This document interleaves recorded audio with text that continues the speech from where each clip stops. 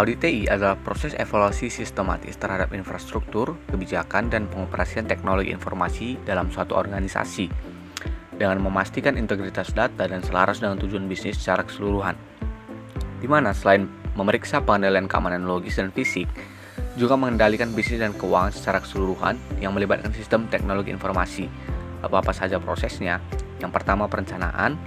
Auditor TI akan menentukan cakupan, tujuan, dan metodologi audit, di mana melibatkan pengumpulan informasi tentang lingkungan TI organisasi, seperti sistem, aplikasi, data, kebijakan, dan proses yang ada. Kemudian mengidentifikasi resiko dan kontrol yang terkait dengannya. Yang kedua, pekerjaan lapangan. Pada tahap ini, auditor akan mengumpulkan dan menganalisis bukti yang mendukung temuan mereka. Kemudian mendokumentasikan pekerjaan mereka, mengkomunikasikan masalah dan rekomendasi yang ditemukan kepada para pemangku kepentingan. Yang ketiga, laporan audit. Auditor TI akan menyiapkan laporan formal yang akan merangkum temuan dan rekomendasi audit, di mana memuat peringkat dan opini untuk area audit TI yang teridentifikasi, yang kemudian disajikan kepada para pemangku kepentingan. Terakhir, tindak lanjut. Auditor TI memantau perubahan dan memverifikasi apakah perubahan telah menyelesaikan masalah atau belum. Mereka juga akan mengevaluasi peningkatan kinerja TI dan dampak audit terhadap tujuan dan sasaran TI organisasi.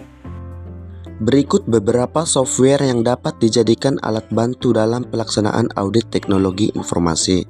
Yang pertama, ACL atau Audit Command Language merupakan sebuah software CAET atau Computer Assisted Audit Technique yang sudah sangat populer untuk melakukan analisa terhadap data dari berbagai macam sumber.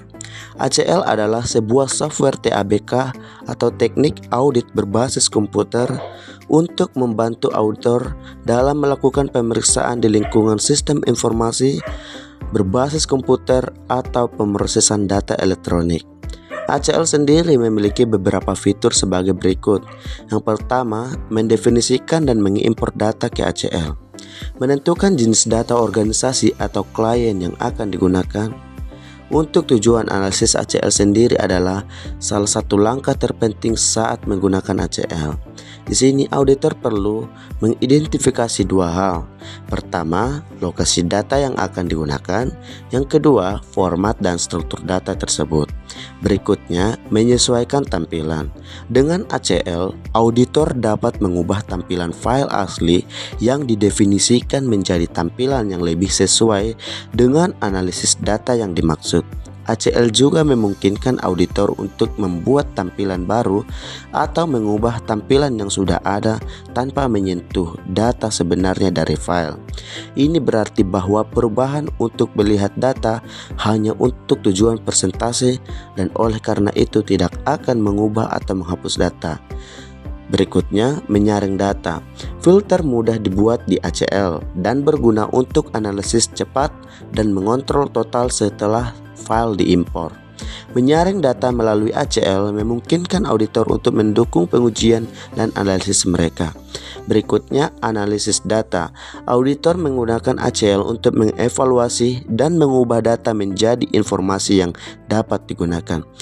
Picalo merupakan sebuah software CAET juga, seperti halnya ACL yang dapat dipergunakan untuk menganalisa data dari berbagai macam sumber. Picalo bekerja dengan menggunakan GUI front-end dan memiliki banyak fitur untuk ETL sebagai proses utama dalam mengekstrak dan membuka data. Kelebihan utamanya adalah fleksibilitas dan front-end yang baik hingga library Python numerik. Yang berikutnya, IT Audit Tools adalah Power Text Compliance Assessment.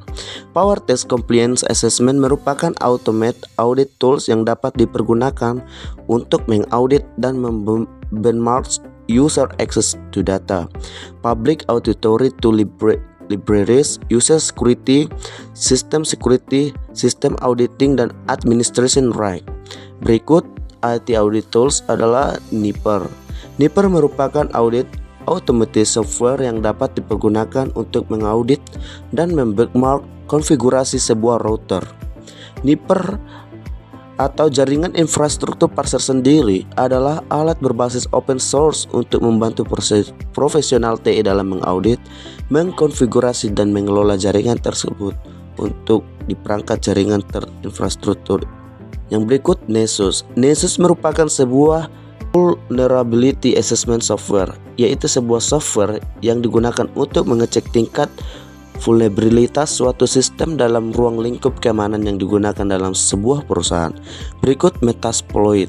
Metasploit Framework merupakan sebuah penetration testing tool, yaitu sebuah software yang digunakan untuk mencari celah keamanan.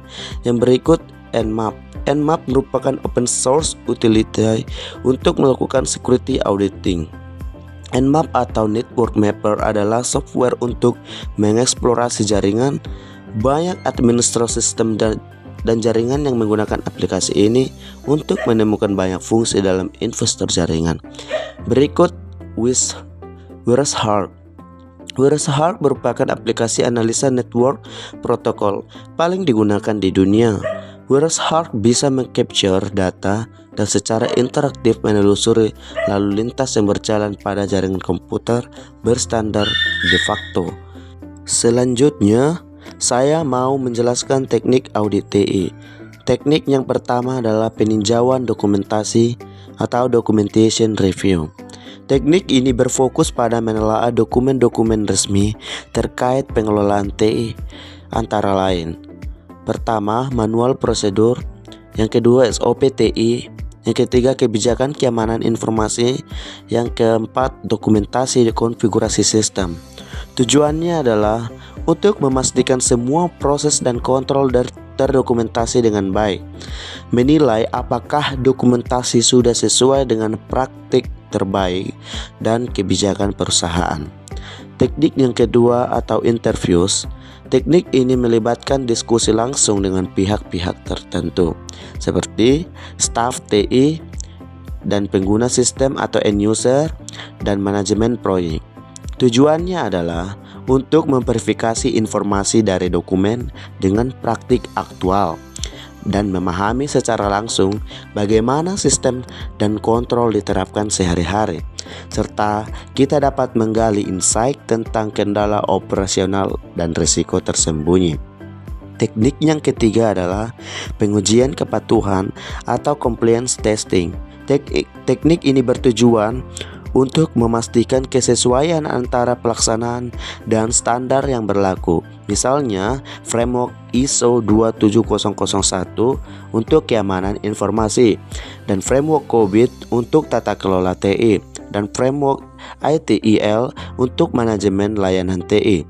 Caranya, auditor dapat mengamati secara langsung atau mensimulasikan proses audit. Dan cara yang kedua, memeriksa apakah prosedur yang dijalankan sesuai dengan ketentuan yang telah ditetapkan. Teknik yang keempat adalah pengujian substantif atau substantive testing.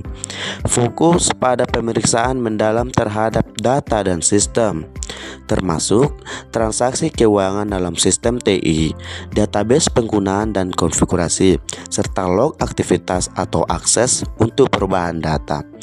Tujuannya mendeteksi kesalahan atau manipulasi data, serta menilai integritas dan keandalan data.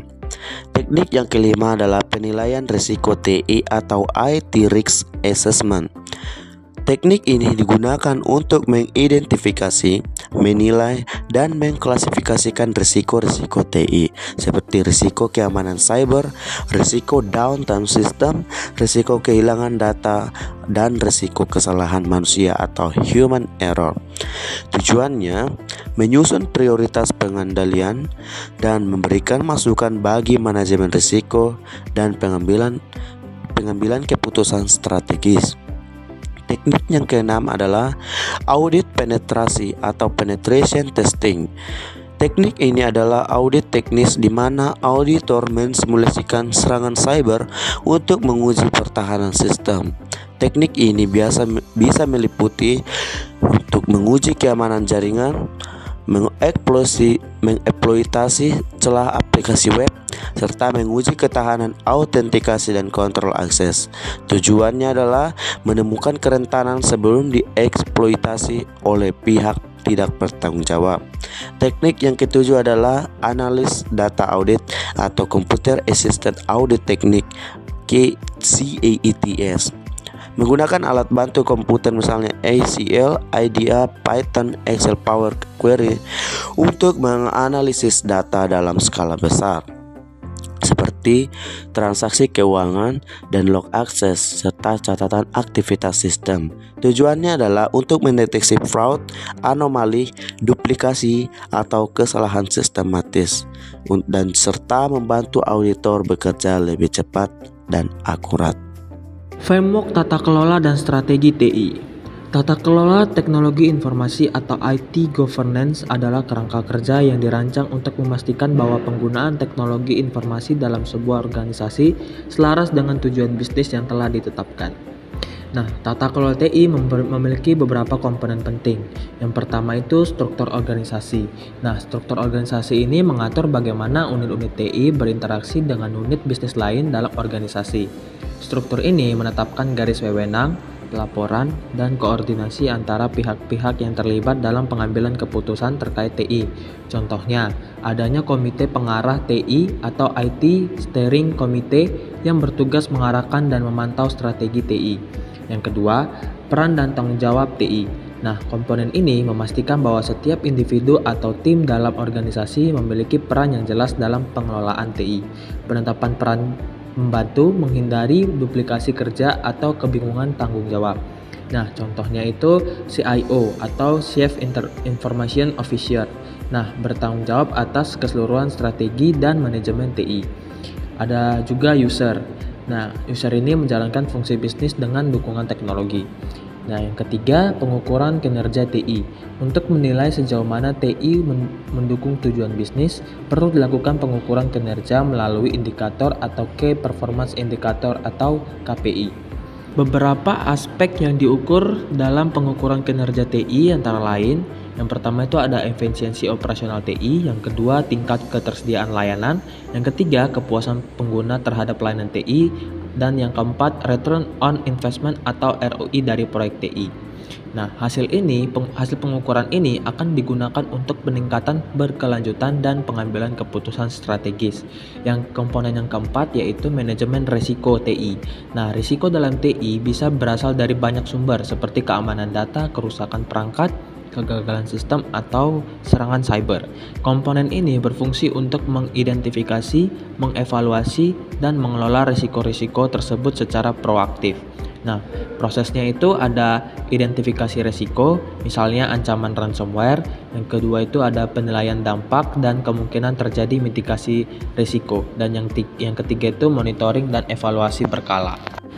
Nah, framework yang dapat digunakan pada tata kelola TI, yang pertama itu ada COBIT atau Control Objectives for Information and Related Technologies. Nah, COBIT ini framework yang dikembangkan oleh ISACA atau Information System Audit and Control Association untuk tata kelola dan manajemen TI yang terintegrasi. Nah, fokus utama dari COBIT ini adalah menjembatani kebutuhan bisnis dengan TI melalui pengendalian dan tata kelola yang jelas. Fitur utamanya itu ada menyediakan best practice untuk manajemen TI, yang kedua ada menekankan pada pengendalian proses TI dan pencapaian tujuan bisnis. Nah, COBIT ini memiliki 5 prinsip utama, seperti memenuhi kebutuhan stakeholder dan cakupan menyeluruh pada organisasi. COBIT ini cocok digunakan untuk perusahaan yang ingin memastikan pengelolaan TI selaras dengan strategi dan tujuan bisnisnya. Yang kedua ada ITIL, yaitu Information Technology Infrastructure Library. Nah, ITIL ini adalah sekumpulan praktik terbaik untuk manajemen layanan TI atau IT Service Management. Framework ini membantu organisasi dalam menyediakan layanan TI berkualitas tinggi yang fokus pada kebutuhan pelanggan. Fokus utama pada ITIL ini yaitu meningkatkan efisiensi dan kualitas layanan TI melalui pendekatan berbasis proses. Nah, fitur utamanya itu mencakup siklus hidup layanan atau service life cycle, bisa dibilang strategi, desain, transition, operation, dan continual service improvement. Yang kedua itu fitur utamanya menyediakan panduan pengelolaan insiden, perubahan, aset TI, dan lain-lain. Nah, ITIL ini cocok digunakan untuk organisasi yang ingin memperbaiki layanan TI agar lebih responsif, stabil, dan berorientasi pada pengguna. Framework yang ketiga itu ada ISO atau IEC 38500. Nah, framework ini adalah standar internasional untuk tata kelola TI dalam organisasi yang memberikan prinsip-prinsip dasar dalam pengelolaan teknologi informasi. Fokus utama pada framework ini adalah memberikan panduan kepada manajemen eksekutif dan dewan direksi dalam mengarahkan dan mengawasi TI di organisasi. Fitur utamanya itu mencakup 6 prinsip yaitu tanggung jawab, strategi, akuisisi, kinerja, kepatuhan, dan perilaku manusia. Nah, fitur utamanya itu ada lagi yaitu tidak bersifat teknis, tetapi lebih ke arah kebijakan dan pengambilan keputusan strategis. Nah, framework ini cocok digunakan untuk organisasi yang ingin menerapkan tata kelola TI pada tingkat strategis, khususnya untuk pihak manajemen dan pemegang kebijakan. Strategi TI. Strategi teknologi informasi adalah rencana pendekatan yang dirancang untuk memastikan bahwa penggunaan TI dalam suatu organisasi selaras dengan tujuan bisnis. Nah, strategi TI ini memiliki beberapa komponen penting.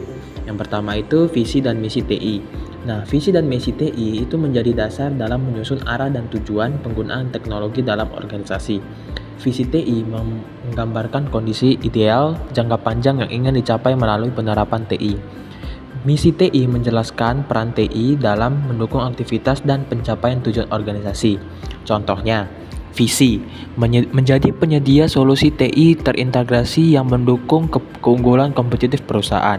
Nah, misinya menyediakan sistem informasi yang handal, aman, dan inovatif untuk mendukung operasional dan pengambilan keputusan. Nah, komponen penting yang kedua itu ada roadmap TI jangka panjang dan pendek. Nah, roadmap TI jangka panjang dan pendek ini yaitu rencana bertahap yang menggambarkan bagaimana teknologi akan dikembangkan dan diimplementasikan dalam kurun waktu tertentu. Jangka pendek itu biasanya 1-2 tahun. Nah, jangka pendek ini biasa berfokus pada inisiatif prioritas, pembaruan sistem, atau kebutuhan mendesak. Nah, jangka panjang ini bisa 3-5 tahun atau bahkan lebih. Nah, jangka panjang ini biasanya fokus pada transformasi digital, adopsi teknologi baru, atau integrasi sistem besar. Nah, roadmap dapat membantu menjaga arah strategi TI agar tetap konsisten dan progresif sesuai dengan perkembangan bisnis.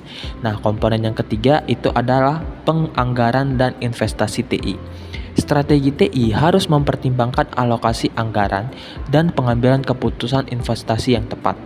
Tujuannya untuk memastikan bahwa setiap pembelajaran TI dapat mendukung prioritas strategis, dapat diukur dampaknya terhadap bisnis, dan efisien dan dapat memberikan ROI atau Return of Investment yang layak kepada organisasi. Contohnya, investasi pada sistem ERP, cloud computing, atau infrastruktur keamanan cyber yang harus melalui evaluasi yang matang berdasarkan manfaat dan risiko. Nah, komponen penting yang keempat yaitu kesesuaian antara kebutuhan bisnis dan solusi TI.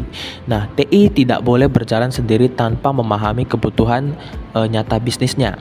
Komponen ini memastikan bahwa setiap solusi TI dapat dibuat berdasarkan kebutuhan pengguna dan proses bisnis, dapat menyelesaikan masalah operasional atau memperkuat keunggulan kompetitif, dan bersifat fleksibel untuk menyesuaikan perubahan dalam lingkungan bisnis. Contohnya, jika bisnis mengarah ke layanan digital, maka TI harus menyiapkan platform online dan sistem analitik pelanggan yang mendukung strategi tersebut. Nah, strategi itu memiliki beberapa aspek yang harus diaudit. Yang pertama itu, apakah strategi TI terdokumentasi dan diperbaharui secara berkala? Yang kedua, apakah ada proses perencanaan strategis TI? Yang ketiga, apakah strategi mendukung efisiensi, efektivitas, dan inovasi? Risiko adalah suatu kondisi terjadinya keadaan di mana dampak yang ditimbulkan bisa merugikan bagi organisasi. Agar risiko bisa berkurang, maka dibutuhkan sebuah tata kelola risiko yang baik dan benar.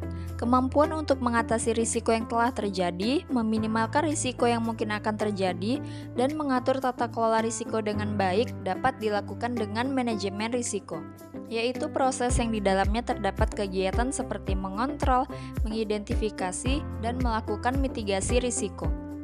Dewasa ini, organisasi dihadapkan dengan berbagai risiko TI yang mengancam.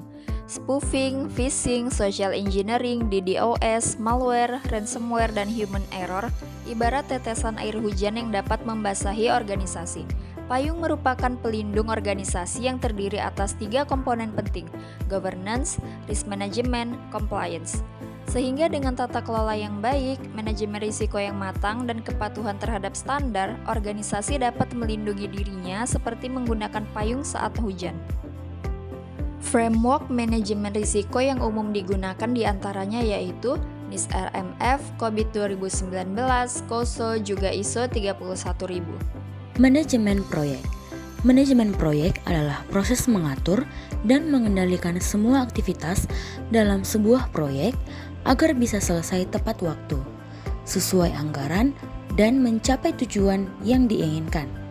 Manajemen proyek merupakan proses merencanakan, mengorganisasi, melaksanakan, mengawasi, dan menyelesaikan suatu proyek agar tercapai tujuan organisasi secara efisien dan efektif. Tujuannya adalah agar proyek selesai tepat waktu, sesuai anggaran, memenuhi tujuan dan kualitas yang diharapkan. Untuk itu, manajemen proyek harus melalui 5 tahap utama. Yang pertama adalah inisiasi, menentukan ruang lingkup dan tujuan proyek. Yang kedua adalah perencanaan, menyusun tugas, jadwal, anggaran, dan tim. Yang ketiga adalah pelaksanaan, menjalankan rencana yang telah disusun. Yang keempat adalah pemantauan dan pengendalian, mengecek apakah proyek berjalan sesuai dengan rencana. Dan yang kelima adalah penutupan, menyelesaikan proyek dan memastikan hasilnya sesuai dengan harapan. Praktik terbaik dalam manajemen proyek. Grup Gartner mengidentifikasi 7 praktik terbaik untuk kantor manajemen proyek atau PMO yang efektif, yang meningkatkan efektivitas manajemen proyek, portofolio, dan program, serta mendukung strategi dan tujuan organisasi. Gartner menyarankan 7 praktik terbaik agar manajemen proyek berhasil. Yang pertama, pilih orang yang tepat. Libatkan orang yang kompeten dan bisa kerjasama. Yang kedua, fokus pada proyek yang penting dan berdampak besar. Yang ketiga, laporan yang jelas dan sesuai dengan kebutuhan bisnis.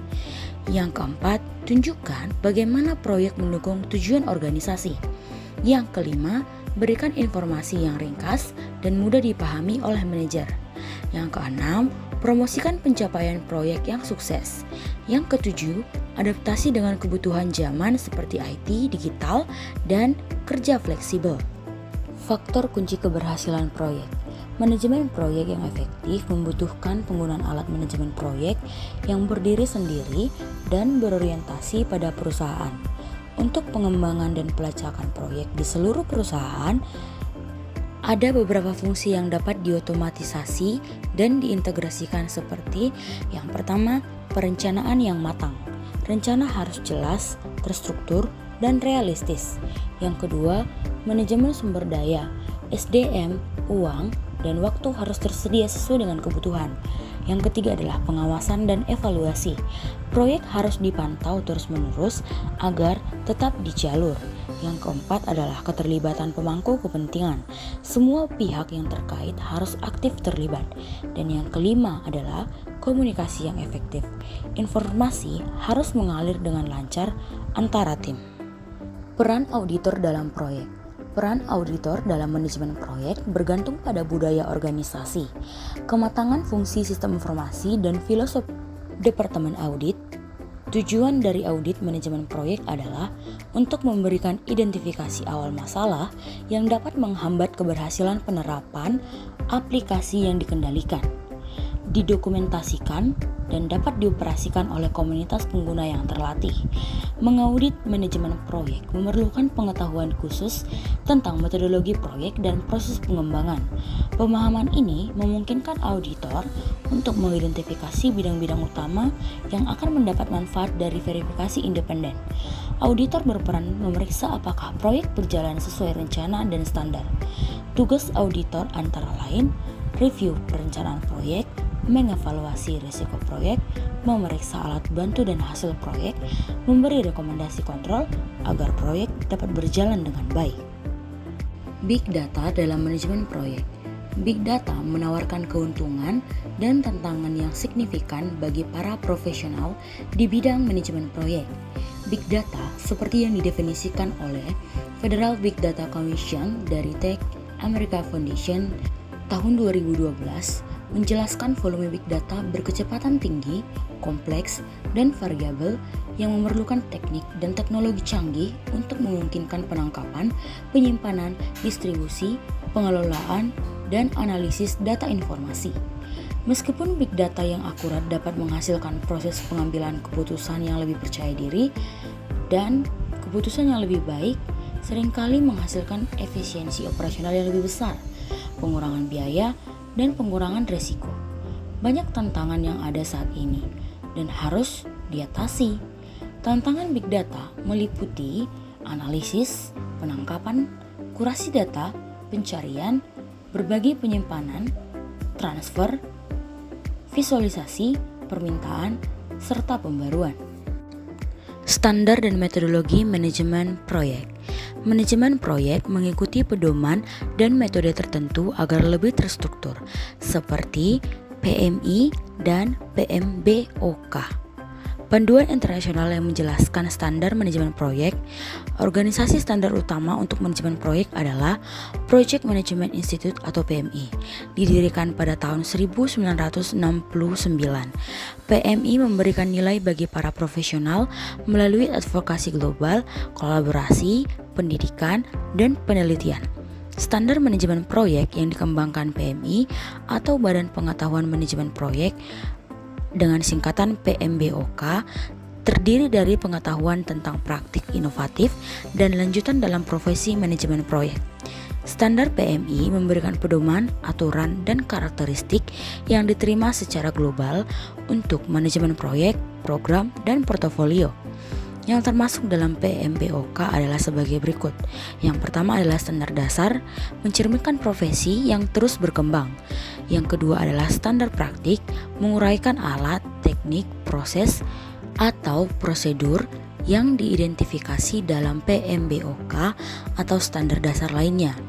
Yang ketiga adalah panduan praktik, memberikan informasi pendukung dan bantuan saat menerapkan standar PMI. Dan yang terakhir adalah leksikon istilah-istilah manajemen proyek, memberikan definisi yang jelas dan ringkas untuk istilah-istilah manajemen proyek, program, dan portofolio untuk meningkatkan pemahaman dan penggunaan terminologi yang konsisten. Metodologi yang sering digunakan. PMI mendefinisikan metodologi sebagai sistem praktik, teknik, prosedur, dan aturan yang digunakan oleh mereka yang bekerja dalam suatu disiplin. Manajer proyek menggunakan metodologi untuk desain, perencanaan, implementasi, dan pencapaian tujuan proyek. Ada metodologi manajemen proyek yang berbeda untuk menguntungkan proyek dan organisasi yang berbeda. Metodologi yang sering digunakan yakni waterfall tradisional, proyek berjalan secara berurutan, agile, iteratif, fleksibel, cocok untuk software, Prince2, terstruktur, banyak digunakan di Eropa, SDLC, System Development Life Cycle, CPM PERT, Prism, Crystal, metodologi khusus sesuai dengan kebutuhan proyek.